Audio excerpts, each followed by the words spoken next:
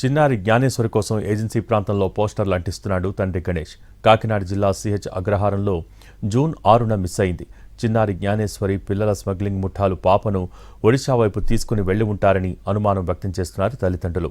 చింతపల్లి, కేడీపేట, లంబసింగి, అరకు వంటి ఏజెన్సీ ప్రాంతాల్లో పాప ఫోటోతో ఉన్న పోస్టర్లు అంటిస్తున్నాడు చిన్నారి తండ్రి.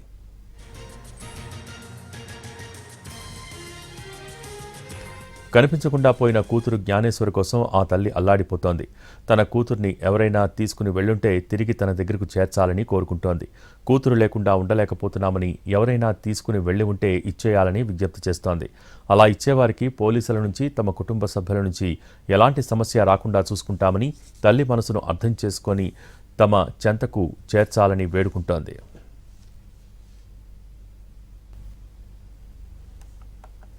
తీసుకెళ్ళుంటే గనక మా పాపను నాకు అప్పగిస్తారని కోరుకుంటున్నాను. ఎందువల్ల అంటే ఒక తల్లికి బిడ్డ దూరం అయితే ఆ బాధ ఎలా ఉంటుందో ఆ తల్లికి మాత్రమే తెలుస్తుంది.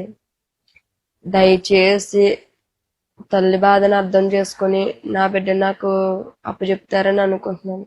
ఒకవేళ మీరు మా బిడ్డని ఇచ్చేస్తే మీ ప్రాణానికి ఏదైనా ప్రమాదం జరుగుతుందని, లేదా డిపార్ట్మెంట్ కానీ లేదా మా ఫ్యామిలీ మెంబర్స్ కానీ ఏమన్నా అంటారని భయపడొద్దు. ఏ ప్రాబ్లం రాకుండా చూసుకునే బాధ్యత మాది. దయచేసి మీ ఇంట్లో అక్కనో చెల్లెనో ఒక అమ్మలాగానో భావించి నా బిడ్డని నాకు ఇచ్చి తల్లి బాధను అర్థం చేసుకుంటారని మరీ కోరు.